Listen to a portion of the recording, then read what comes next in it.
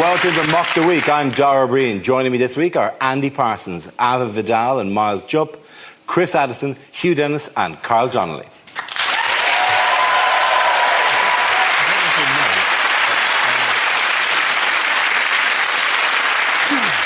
We start with a round called Headliners. Here's a picture of the Chancellor of the Exchequer, George Osborne, pounding the streets recently. What does CFIP stand for? Is it just a list of things that will be affected by the cuts? Is it children, families, industry, people? Is it, in fact, his security code name, Charlie Foxtrot Irritating Prick? Is it chipolata found in pocket?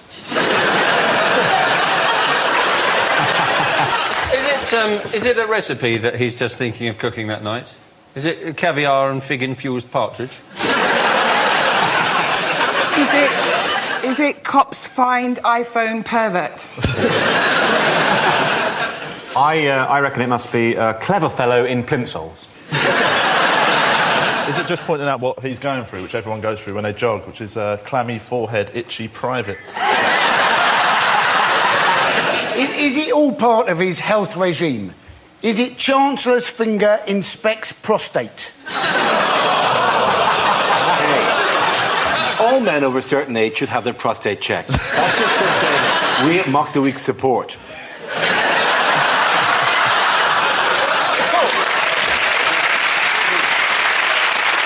Can I move you towards the much duller but correct answer? It is Chancellor Flea's immense pigeon. Yeah.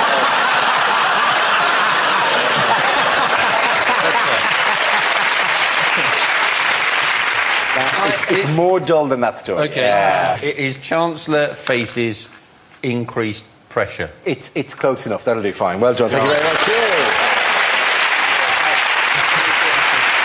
Yes, the answer I was looking for was Chancellor facing increasing pressure. This is the news that Chancellor George Osborne is under increasing scrutiny as the British economy fails to improve. He also faces calls for an immediate implementation of new banking reforms and renewed arguments over the 50p tax rate. How have the bankers been let off the hook by the banking reforms, do we think? Kind of, because they don't have to... it's all about them ring-fencing stuff. They've got a ring-fencing, which is the most dangerous event at the Olympics.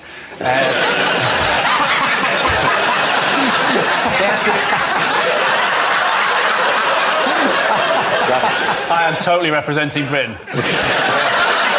Basically, the gist, and this is the best analogy I could come up with for banking reform at the moment, which is you've got two halves of the office, right? The retail half, let's say, and the investment half, and they've got one biscuit tin, right? And the retail half take biscuits out of the biscuit tin, and they put more biscuits into the biscuit tin. And the investment half use the biscuit tin to take the biscuits out and lure children into paedophilia. So wait. Right. What we're saying is that that's got to stop.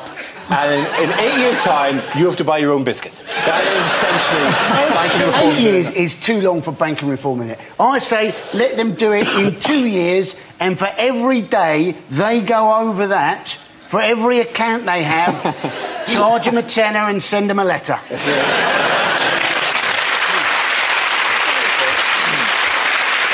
thing is that we all get very kind of wound up about it, but none of us ever change banks. Do we? We could easily change bank. Why how did you choose your bank in the first place? Because I went into Lloyd's, I think, first, and they wouldn't accept my passport as a form of identification. Genuinely, I went in with an Irish passport, and your man went, don't think so. And went off and then came back and said, I'm afraid we can't accept this. And I showed him visas to China and played that going, well, the Chinese government accepted this as a form. And he went, oh, well, Lloyd's. And he sang the song. Perhaps the best way to stop the bankers doing anything with our money is to make them... Every time they want to do something, they have to go through a password check. And the question is what their mother's maiden name is, and they'd never be able to answer it because they're all bastards.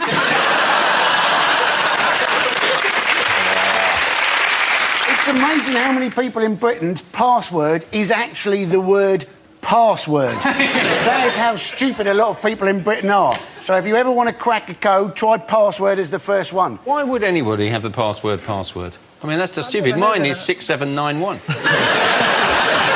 You're right, that's much easier to remember, Hugh. Thank you very much. Vince Cable has said he's not happy with the 8-year time frame for the banking reforms. But let's face it, Vince Cable isn't happy with any 8-year time frame for anything because he's worried he'll be dead. I was merely going to say not re-elected, but dead is harsh. Why has George Osborne been dragged into the phone hacking scandal? Because he was already involved in it in the beginning.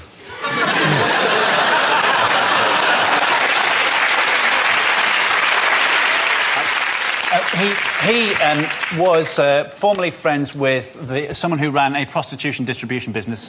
This lady claims that she and George Osborne took cocaine together. George Osborne, he strenuously denies taking prostitutes' cocaine. And possibly all other forms of cocaine. We have to legally say that there's no... But he strenuously denies the thing. But she linked him with the phone hacking. How, my friend? Because her number was in Glenn Mulcair, the private investigator, engaged by the News of the World to listen to everybody in the country's phone calls. It was found in his file. And do you know why I think this is a failed opportunity? This woman ran a high-class escort service and nobody's asked her what she thinks of the 50% tax rate. But if there's anyone who would have strong feelings of that, it'd be hookers, who after half an hour must be going, geez, I'm doing this for the government now. Wasn't the agency, it was a specialist agency, wasn't it? It was called Black Beauties. So, ponies? No, it was just... It was all black women. What are you looking at me like that for? Because you're speaking. I thought you'd find it more polite. I'm happy to look over at Chris while she's speaking, but... Dance for you, Andy, whilst I was talking. No, because I said it was called Black Beauties. You look at me like I was about to confess something. I just read it. Would you see if she said it's Black Beauties and we all slowly turned away? It's amazing, isn't it, that they actually found out so much for the phone hacking? Because let's face it, if you've got anything important to say to people, you don't tend to leave it on their answer phone message. You go, oh, call us back, don't you? You don't go, oh, yes, I've booked all those prostitutes in Nazi uniforms and I've buried the body at the bottom of the garden. Anyway, let's hope nobody finds out about this. Call me back. And I'm on the train. That's the kind of story you would expect to see, wouldn't you? Hugh Grant's girlfriend says she's on train, she'll be about half an hour. Would Hugh like her to pick up some milk on the way back? Hugh Grant's mum says she doesn't really like talking to these sorts of things, she's going to put your dad on. There were loads of people who had, like, their phones... Like, Sienna Miller had her phone hacked and said that she had messages that were deleted. Like, who cares? Do you know what I mean? It's not as though she's missed out on Hollywood film roles. Rebecca Brooks is a tough woman, though, isn't she? She was married to Ross Kemp and she beat him up. That is a sad day when you've got to go around visiting gangs all over the world because it's safer than going home.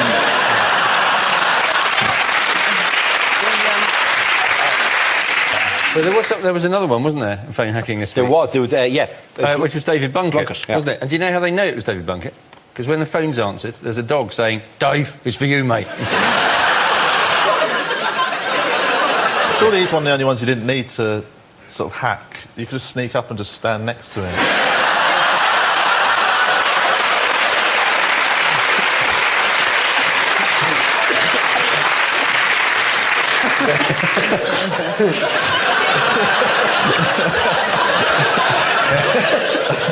That's very good. And the amount of faked photographs of him doing cocaine, because you just go, in any social situation, just put the plate filled with cocaine. Yeah, but it was mundane, because people just didn't change their codes on the thing. And their argument was, well, it was just there. I think it's crazy that people don't change their code anyway. Mine's 6791. It's easy for you to remember, isn't it? Because it's the year you were born, 67, followed by the year you lost your virginity.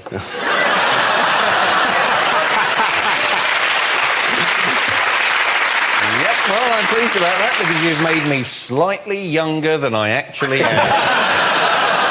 And it means you've had sex at least once. OK, game that round. The points go to Miles, Albert and Andy!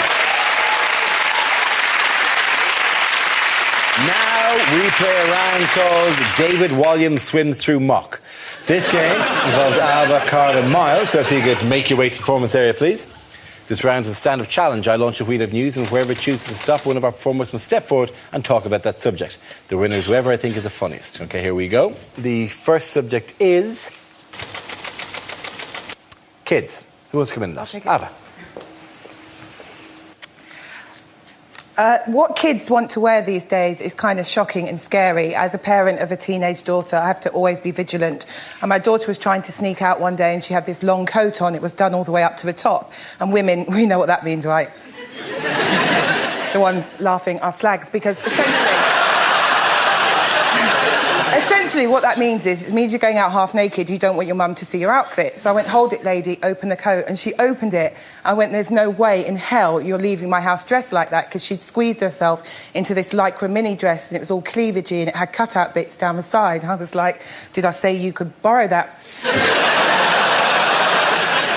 But you have to be vigilant, and you have to warn your kids about the dangers out there. And I warned my daughter, and she turns around to me and she goes, I'm not scared of no weirdo pedo, because I've read I'm more likely to be sexually abused at home anyway.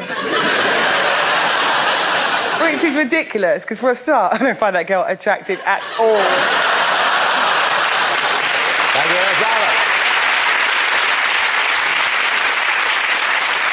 Ava. OK, let's spin the wheel again. And the subject is health. Who wants to come in on that? Miles. OK, well, health. I have recent experience of the medical profession. My wife and I, we have a little baby, and we had a home birth. If you mention the idea even of a home birth to people of an older generation, they're always instantly terrified, but that's just a generational thing, like racism and not indicating on roundabouts. They don't realise there's another way forward. But I myself, I have to say, quite nervy about the idea. On the one hand, I thought, is our sitting room really the safest place for us to have a newborn child, right? On the other hand, I did think it would be an excellent opportunity for us to get some new carpets. Perhaps take advantage of our extremely comprehensive home and contents policy.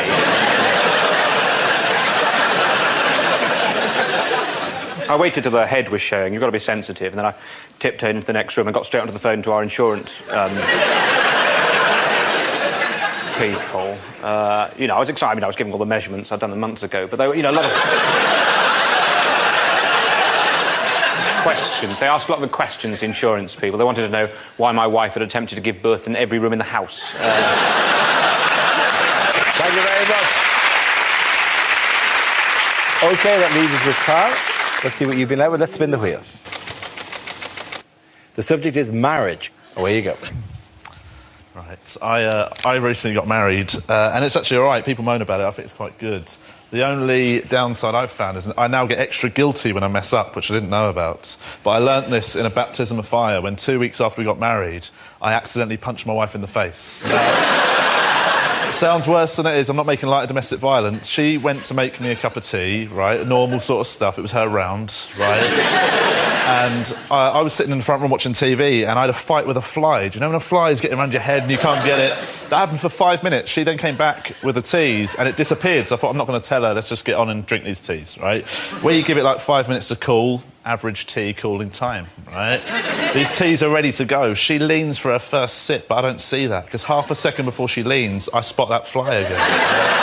And he's coming from the corner of the room, so this time I know what I'm going to do. I'm not even going to look at him. I know he's there, right? I'm going to play it cool. And so I'll carry on watching the TV. When he gets about there, I'm just going to go, right? I'm in the zone. I'm so in the zone, I don't see my wife lean into the flight path, right? She leans for her first sip of tea, and out of nowhere, I go,